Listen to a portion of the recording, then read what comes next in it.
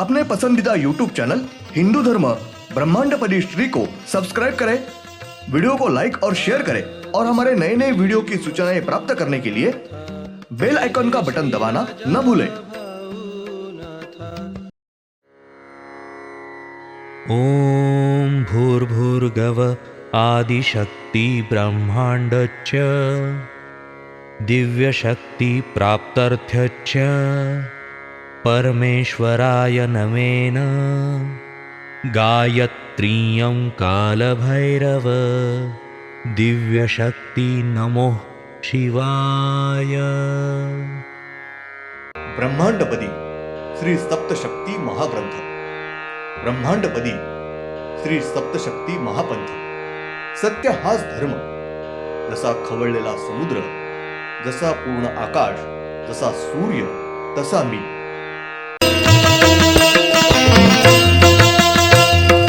आरती सप्रेम मस्कोबानाथा, जय जय श्री राजा भाऊनाथा। शिवोहम। पिछले यानी भाग 403 में हमने देखा वो ग्रहण का काल होता है, वो समय होता है। उस ग्रह के समय में पृथ्वी को ये ग्रह अपने पास खींच के लेते हैं। उस वक्त हमें पृथ्वी के ऊपर से चंद्र को ग्रहण लगा है ऐसा दिखता है।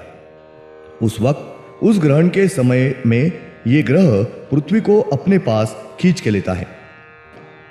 अब देखेंगे भाग 404। ब्रह्मांड में चंद्र को जब पहले वेद लगते हैं और बाद में ग्रहण ये लगता है और बाद में वेद धीरे धीरे छूटने लगता है, वो समय वेद लगने के समय से ग्रहण और वेद ये संपूर्ण समय होता है।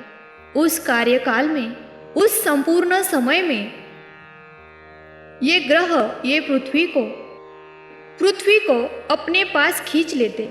उस वक्त पृथ्वी ये खुद के आजू बाजू ज्यादा गति से घूमने लग गई होती है और उस ग्रह के तरफ खींची चली जाती है।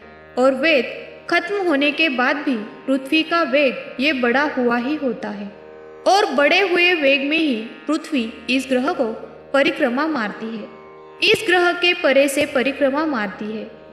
आकृति नंबर 129। ब्रह्मांड में ये ग्रह ये जब पृथ्वी को अपने पास खींच के लेता है, उस वक्त पृथ्वी ये पश्चिम दिशा के तरफ से, दक्षिण के तरफ से, पूरब के तरफ से चली हुई होती है और पृथ्वी दक्षिण दिशा को आती है। तब ये ग्रह पृथ्वी को अपने पास खींच के लेते हैं। ब्रह्मांड में के चंद्र को उस समय में ही ग्रहण लगाते हैं, साथ ही सूर्य को भी तय समय में ही ग्रहण लगाते हैं। परंतु दिन और रात ये खेल की वजह से हमें ग्रहण का कार्यकाल ये कम और ज़्यादा ऐसा महसूस होता है। दिन और रात इस प्रकार में ग्रहण का तय समय ये समझता नहीं है। जब सूर्य को ग्रहण लगता है और रात होगी तो हमें नहीं समझता है। साथ ही चंद्र को ग्रहण लगता है और दिन होगा तो हमें नहीं समझता है। इस प्रकार की वजह से ग्रहण तय समय में है ये हमें समझता नहीं है।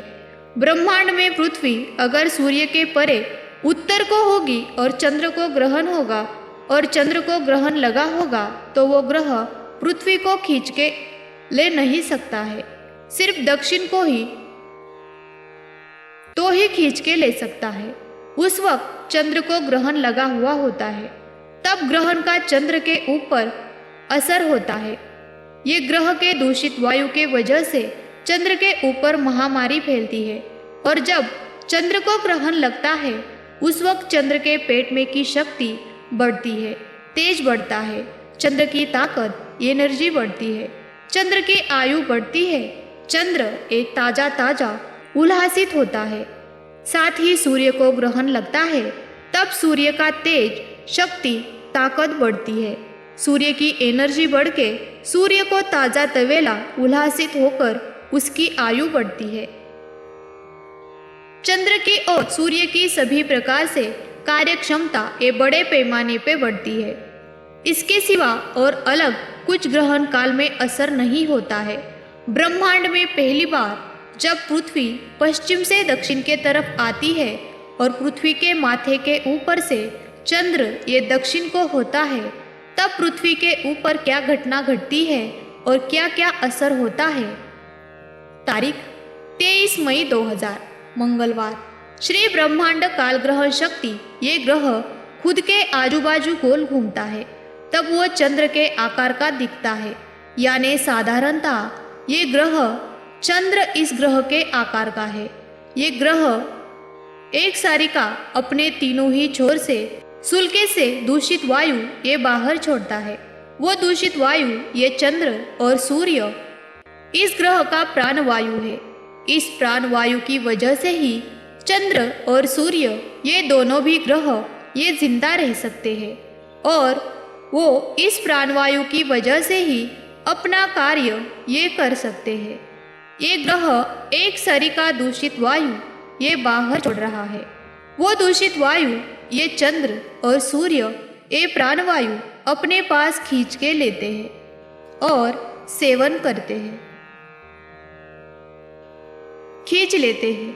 ब्रह्मांड में चंद्र ये इस ग्रह के पीठ पीछे होता है, तब चंद्र को ग्रहण लगा हुआ होता है और उस वक्त पृथ्वी ये सामने आई तो ये ग्रह पृथ्वी को खींच के लेकर अपने पीठ पीछे खींच के लेता है, क्योंकि ये ग्रह वायु छोड़ता है।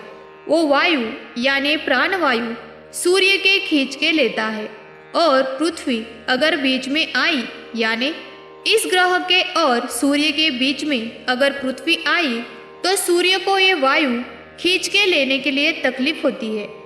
पृथ्वी की वजह से तकलीफ होती है।